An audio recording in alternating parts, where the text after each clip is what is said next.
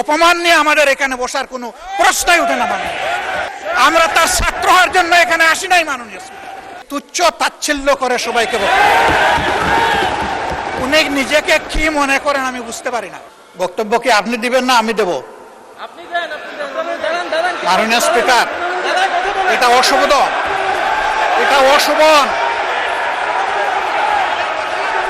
আমার বক্তব্যের সময় যদি এইভাবে কমেন্টস করা হয় তাহলে আমার এখানে দাঁড়ানোর প্রয়োজন নেই।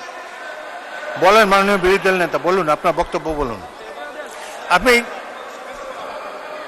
মাননীয় স্পিকার, আমি সম্মানিত সংসদ সদস্য এবং স্বরাষ্ট্রমন্ত্রীর প্রতি সম্মান রেখে বলতে চাই, আজকে নতুন করে তিনি এই শব্দগুলো উচ্চারণ করেন নাই।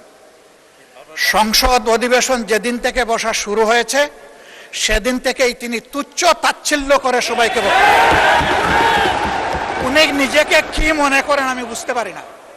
এমনকি তিনি সেই দুঃসাহস এখানে দাঁড়িয়ে তিনি দেখিয়েছেন, তিনি বলেছেন যে এই সংসদে তিনি শিক্ষকের ভূমিকা পালন করবেন।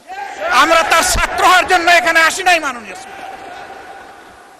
শিক্ষকতা করতে হলে তিনি একটা ইউনিভার্সিটি খুলুন, ওখানে যার পছন্দ গিয়ে ভর্তি হবে, ওনার লেকচার শুনবে। আজকে একই বক্তব্যে দুইবার উনি অ্যাটাক করে ফেললেন। আমার সঙ্গীরা তো মনে করে, আমি নিজেও মনে করি যে এইটা কালচারাল না, এইটা পার্লামেন্টারিয়ান ফ্যাসিজম। এটা হওয়া উচিত না।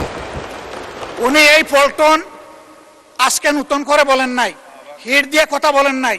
আজকে আমি সুস্পষ্টভাবে দায়িত্ব নিয়ে বলছি, এই পার্লামেন্টের সৌন্দর্য বিধানের জন্য উনাকে দুঃখ প্রকাশ করতে হবে এবং উনার বক্তব্য সংসদের এই কার্যপ্রণালী থেকে এক্সপাঞ্জ করতে হবে।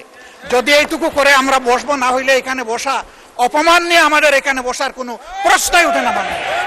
আপনাকে ধন্যবাদ।